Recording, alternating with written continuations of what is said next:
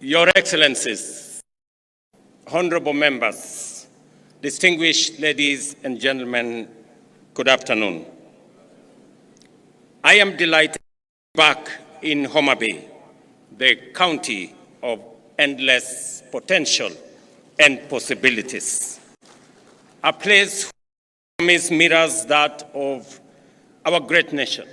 Vast possibilities, many opportunities, awaiting bold action as we steadily unlock the full benefits of devolution. Our counties, frontiers, and the powerful drivers of both national and local growth. This biannual Devolution Conference is therefore a moment to take stock, celebrate gains, and reimagine how we can accelerate progress for every county and every Kenyan. The theme of this year's conference speaks directly to our national vision, a Kenya where every citizen, regardless of region, gender, background, or status, has a fair opportunity to thrive. Our Constitution's preamble commits us to human rights, equality, freedom, social justice, and the rule of law. This theme is a reminder of the bold, transformative journey we began and remain true to our shared aspiration as a nation and as a people. Ladies and gentlemen, devolution has been transformative. It has fostered equity by distributing resources fairly and addressing historical imbalances. It has enhanced inclusion by empowering communities, empowering women, giving a chance to our youth, and extending the environment to persons living with disability, for all of us to participate fully and meaningfully in the development of our nation. Social justice has taken root through accountable, transparent, and responsive governance. The national government is proud to have invested heavily in making these principles a reality. And for myself, I have had the privilege to chair the first intergovernmental budget committee, commonly known as IBEC, from the beginning. And I have to see devolution grow by leaps and bounds. Through collaborative frameworks, the Intergovernmental Relations Technical Committee, the Council of Governors, the Summit, and the other intergovernmental forums, we have resolved challenges amicably and aligned our policies and resources as guided by our constitutional vision. From the very first day of my administration, I affirmed that devolution is not merely a constitutional provision, it is the ground jewel of our democratic governance and the proudest achievement of the people of Kenya in the decision-making process. I pledged to accelerate the full transfer of all outstanding devolved functions as assigned in the fourth Constitution, together with the requisite resources. This commitment was formalized during the National and County Government Coordinating Summit held at State House, Nairobi, on the 16th of December 2024, as by the earlier speakers. I directed the Intergovernmental Relations Technical Committee to the delineation, unbundling, and gazettement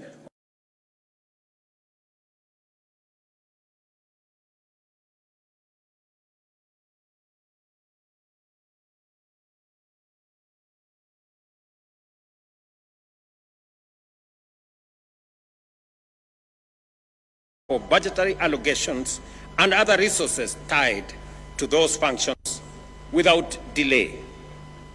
Today, I am proud to report that all 14 devolved functions have been comprehensively delineated and bundled, fueled, and informally disputes. This achievement has eliminated decisive turning points in our ambiguities, aligned functions with funding. It empowers county government to design and implement programs that respond directly to needs, from healthcare to agriculture to water management, infrastructure, trade, and early childhood education, while delivering measurable impact to all the people we serve. Further, to the gazettement of the unbundled and functions by IGRTC on the 16th of 2024, and the advanced process of resource allocation, I am pleased again to announce that we have gazetted immovable assets, land and buildings, to transfer to the counties through Gazette Notice 11164 of yesterday, August 2025, a process that has eluded us the last 12 years. In other words, 50,000 pieces of land and 80,000 pieces of land and buildings will now become the property of county governments legally.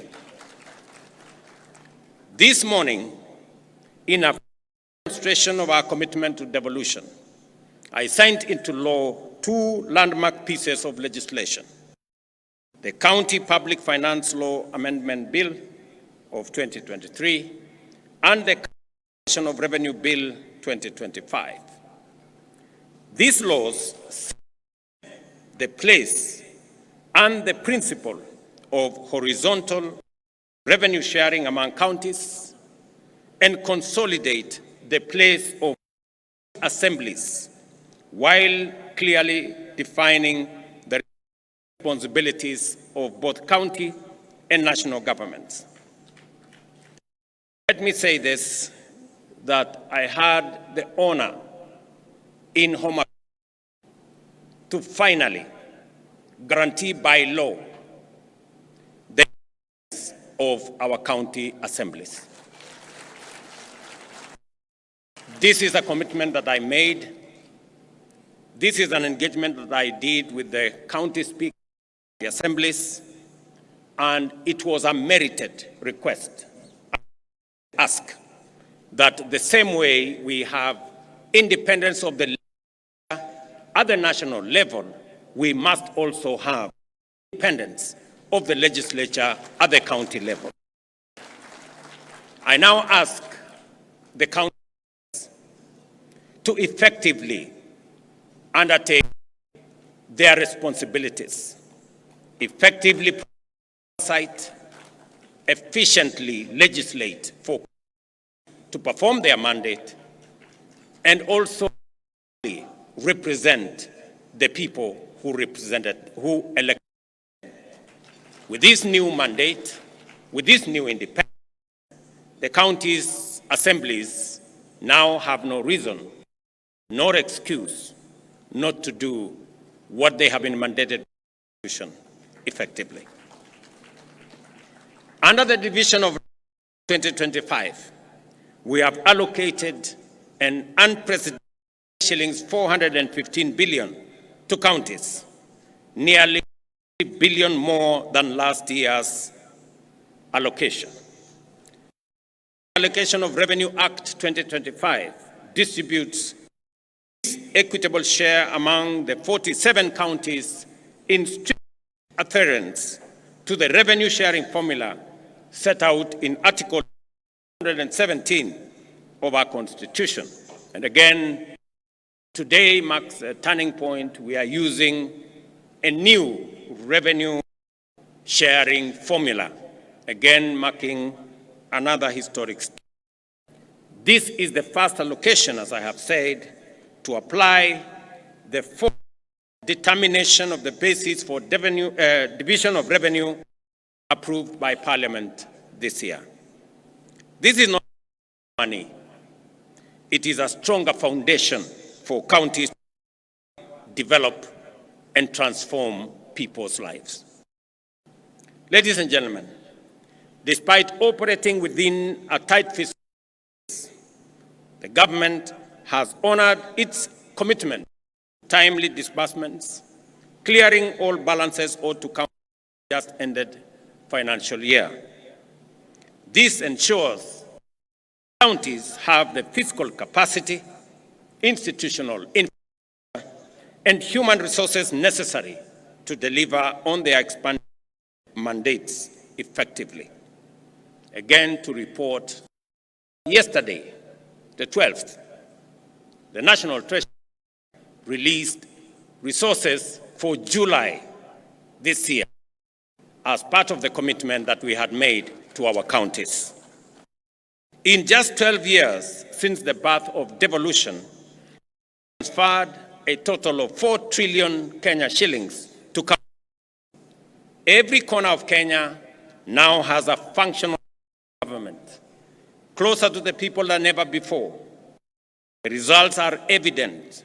New tarmac roads in villages, maternity wings in rural hospitals, and innovative programs changing lives at the grassroots.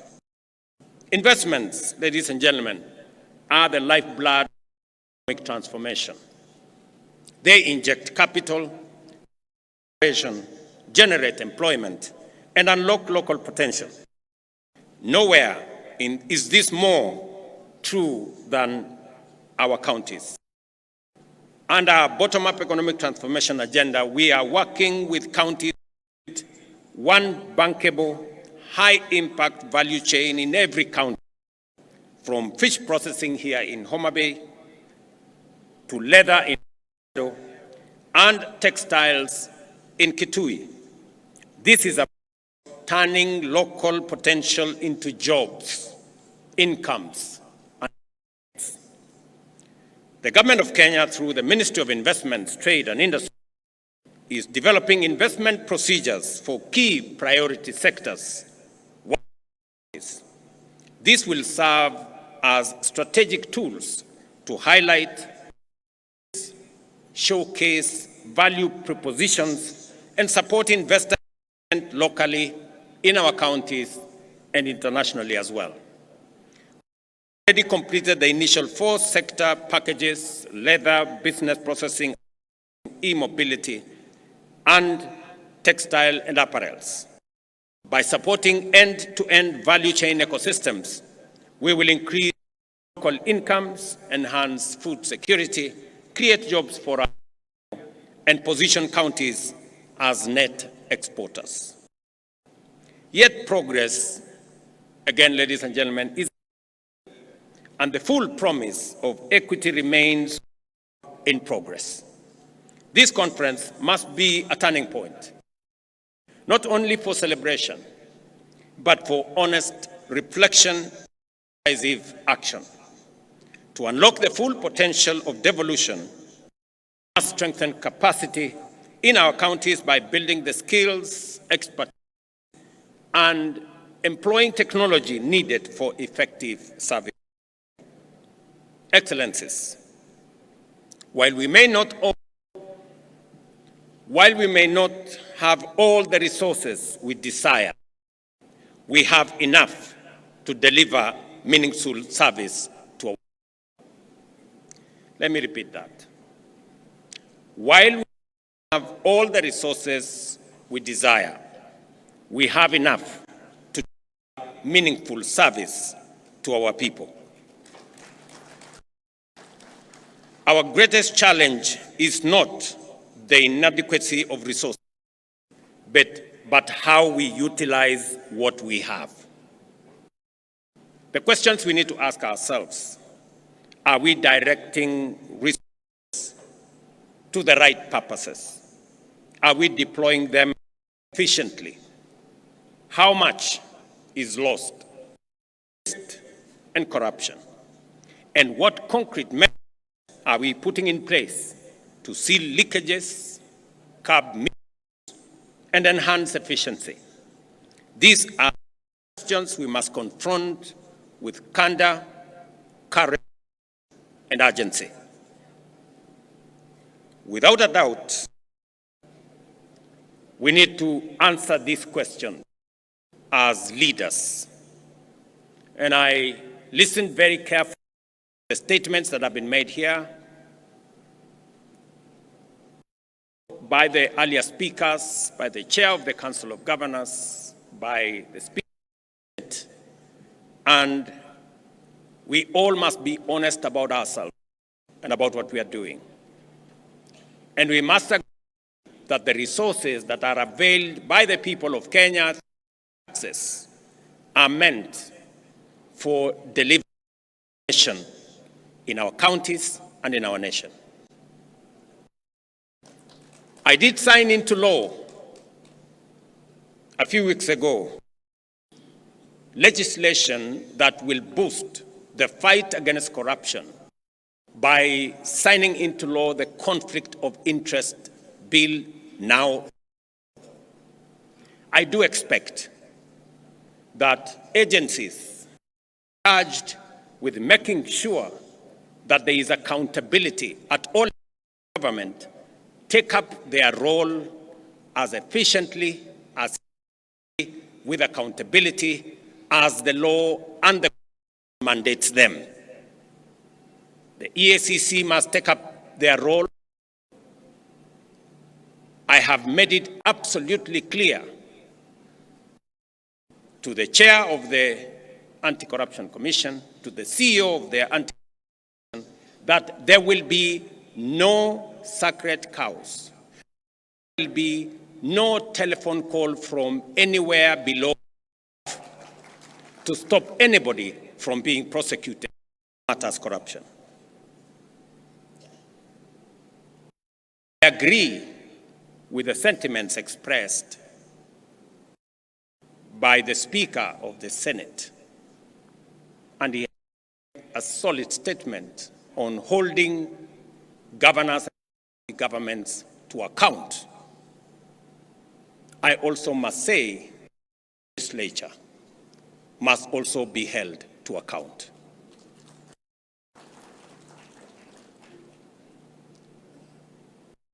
Because there is going on in our legislature that we must call out. There is money being demanded from the executive, from governors, from ministers, from people in the executive, especially those who go for accountability before our houses of parliament. Speaker, it cannot continue as usual. It is not possible. Committees of parliament demand to be bribed, demand to be paid for to write reports, or to look the other way for what is happening in either the national government or the. All of us must act. The fight against corruption must be an all of society engagement and exercise and effort. I also want to ask the judiciary not to be a haven for the corrupt to hide behind judicial decisions. We have is only available in Kenya. It allows a corrupt or somebody who has stolen public resources, somebody in breach of law, not to be prosecuted. Something called anticipatory bail. It is a Kenyan innovation that takes us backwards. Just let's ask ourselves, someone stolen public funds and then goes to court and gets something called anticipatory bail, makes it impossible for such a person to be arrested and prosecuted. How does that support the fight against corruption? This is a matter I hope our friends in the judiciary would help us answer. Because we are taking the transformation in Kenya, but that transformation is being undermined by corruption, and we must call it what it is.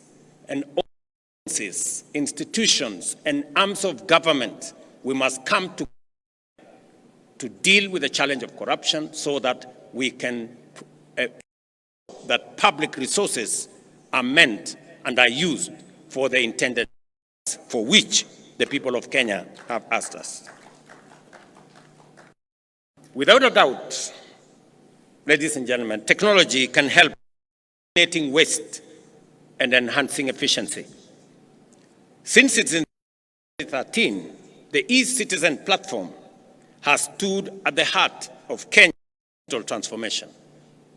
What began with a handful of services about has evolved into a 24/7 shop for over 22,000 government services, accessible from every part of Kenya and everywhere. Today, more than 14 million are registered on the e-Citizen platform. 500,000 Kenyans logging in daily to access passports, driving licenses, registration, land transactions, marriage certificates, police clearances, and much more. All without queues, intermediaries, brokers, or unnecessary bureaucracy. The results speak for themselves.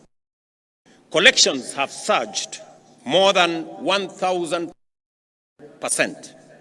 from Kenya shillings 60 million to over 1 billion shillings collected by e-Citizen, translating to more than 500 billion annually. Ministries, departments, and agencies have seen growth of up to 400%, accurate projections and planning. Equally, counties have integrated digital portals with e-Citizen and have seen remarkable growth. Mombasa County, for example, revenues have rose 1.6 billion to Kenya shillings 2.5 billion, a 61% growth. Kiambu has seen revenue grow from 2 billion to 0.04 billion, a 52% growth. And from 1.4 billion to 2 billion, 48%. Other counties, such as Tharaka Nithi, Meru, Embu, have posted similar improvements. The platform has seen and has been an engine of economic opportunity, creating 600,000 jobs in ICT, support services, logistics, and other sectors, providing that digitization and proving that digitization is not just about convenience, but also about livelihoods. Most importantly, e-Citizen has been a powerful weapon against corruption, eliminating cash handling and embedding full audit trails. We have reduced opportunities for bribery, made transactions traceable, fair, and secure. Can now follow the process and the progress of their applications online, confident that the process is and transparent. I therefore urge Counties to collaborate, share best practices,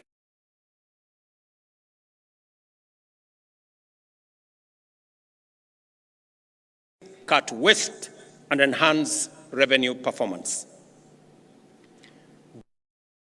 We must promote inter-county collaboration, share resources and expertise, ensure accountability through transparency and rigorous oversight. Kenya's real strength lies at the grassroots in our counties. Through the bottom-up transformation agenda, we are moving from raw material production to value addition, strengthening processing, manufacturing linkages, and market access for SMEs and smallholder farmers.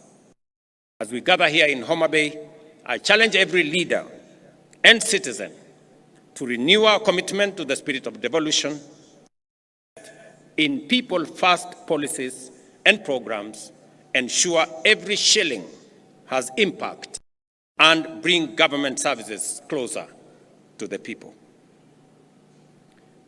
Let me share two other things that I really wanted to say on this day, this very important day of devolution. I must congratulate county governments.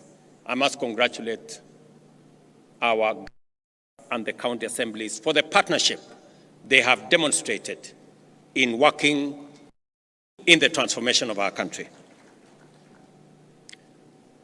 We have worked together because the Constitution states that we do. We have worked together on matters of health, from health promoters, the people who engage with families, with homes every day, the greatest patriots that I know of. We have worked together with the counties, and I want to congratulate counties sharing this resource so that we can bring health to be a reality and to be a right for citizens, not a privilege for those who can afford. I am also happy that we have made tremendous progress in the delivery of our universal health coverage, working with counties. All the counties have signed into the program that will enable citizens access health, every facility, in a way that doesn't exclude others. And as a result, we all know that more Kenyans are in the bracket of SHA. 25.2 million Kenyans are already registered service.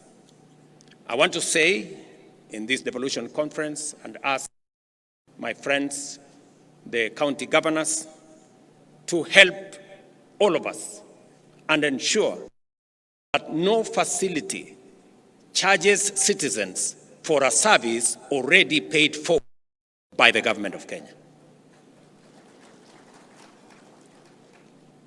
Let me state that we have made provisions in the budget, 21 billion Kenya shillings, to make sure that treatment, medicine at level 2, at our health centers, at our sub-county hospitals, all the way to level 4, outpatient facility, outpatient treatment is paid for fully by the government of Kenya. And no facility, no dispensary, no health center or sub-county hospital should charge citizens who to seek treatment, because the government of Kenya will refund for the treatment, for the medicine given to citizens at that. I am saying this because there are counties that are charging citizens in health centers and dispensaries and level 4 for treatment when that treatment is paid for by the government of Kenya. We should stop it. And I want to ask you, colleagues, to help the citizens of our nation, because, as I have said, we do not want to make health a privilege. We want to make it a right for all citizens. Let me also say that today is a great day because our friends, the members of county assemblies, can breathe air, that they do not have to work under the direction of the county executives. But I have also told you that use that independence for the good of the people. I know there is yet another outstanding commitment that we agreed upon. And because I am a solid believer in savings and encouraging the county assembly's pensions bill has already been passed by the Senate. It has gone through the first reading in the National Assembly. And I am confident that in the next couple of months, I will be signing into law the County Assembly's pensions bill into law so that county assemblies like the National Assembly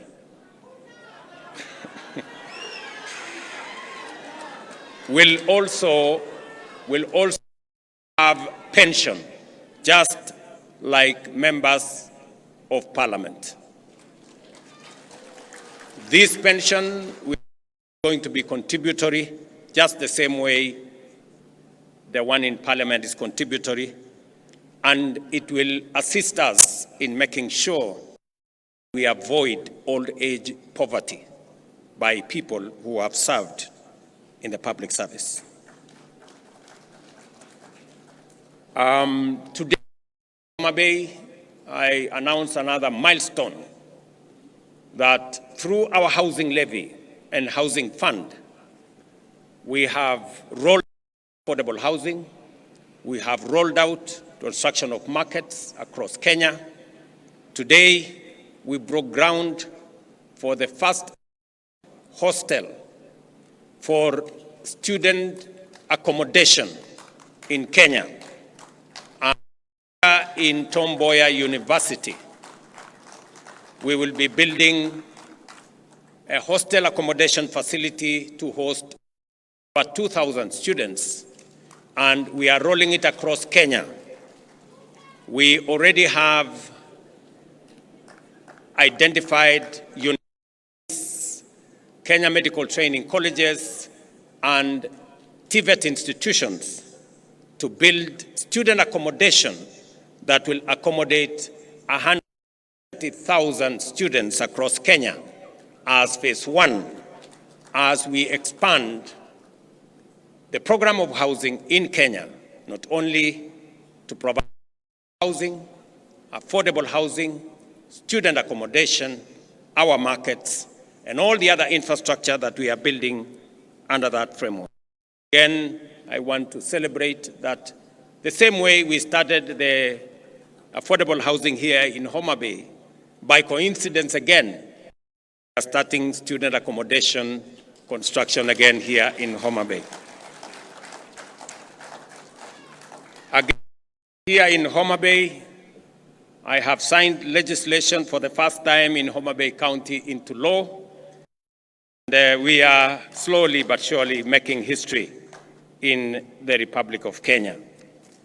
Ladies and gentlemen, allow me to conclude by congratulating Madam Gladys Wanga, Governor of Homabay County, for her exemplary leadership and hosting this conference. I also want to commend her for taking decisive action against the people who are running Rachuonyo, who we identified as one of the ones that were stealing our money. Thank you very much, Governor, for taking action.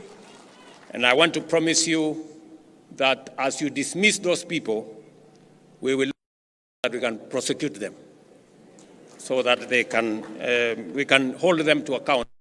To do it for all the other facilities that will try to steal from resources meant for health. And finally, to this great school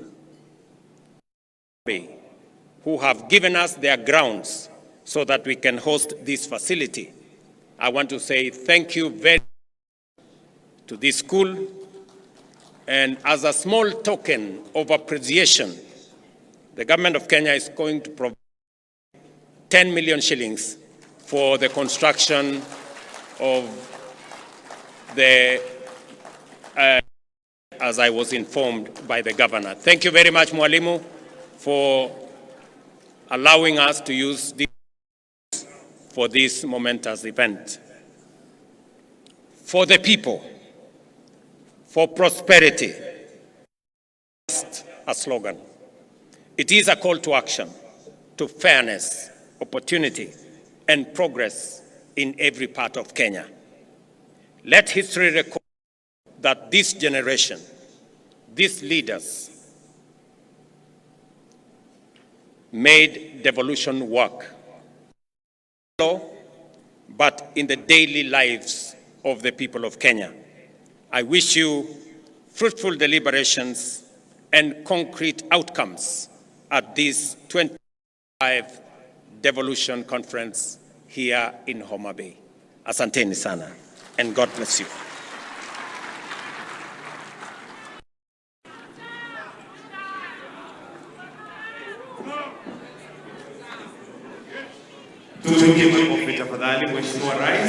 Let us take our seats briefly, please. We can just take our seats. We still have the launch of the Devolution Training Institute induction manual. And allow me, Your Excellency, to invite the COG Chair, the Vice Chair COG, the Speaker of the Senate, PS Devolution, COG Whip, CEO COG, and Ambassador Sebastian Groth to Excellency as we now progress to the launch of the Devolution Training Institute induction manual. So the launch will be with the press of this buzzer.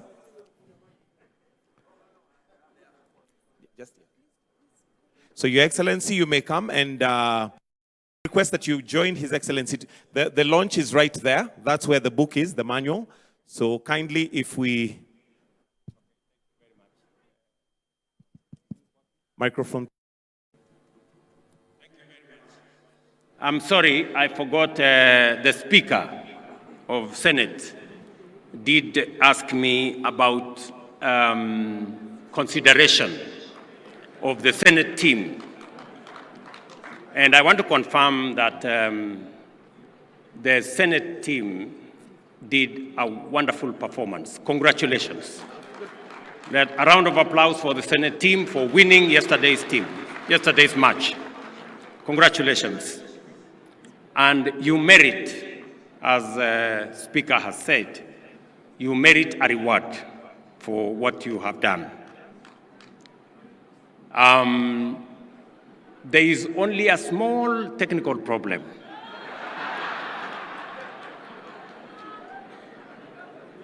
Rewards at the level of what we have done for Harambee Stars is only given when the opposite team is not Kenyan. So unfortunately for the Senate, the team on the other side also came from Kenya. So I really apologize that I may not be able to assist in this particular circumstance. But the next time you play against a foreign team and you perform well as you have done, then there will be due consideration. Thank you very much. At the count of three, we'll have the launch of the manual. And Your Excellency, it is right there where we're the launch. So in 3, 2, and 1. The buzzer is pressed. We now have the manual, which is the Council of Governors Devolution Training Institute Induction Manual, which is rotating right there.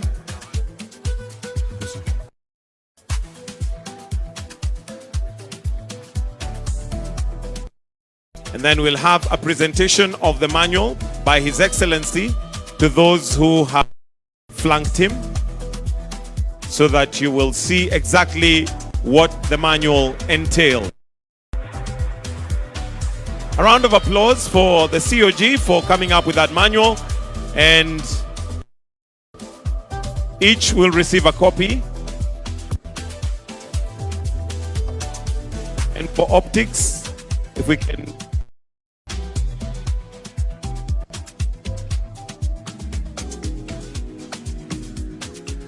then if we can all just hold once it's done for a photo opportunity.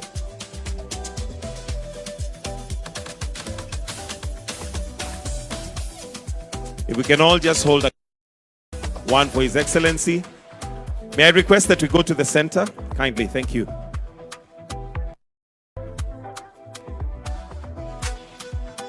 If we can have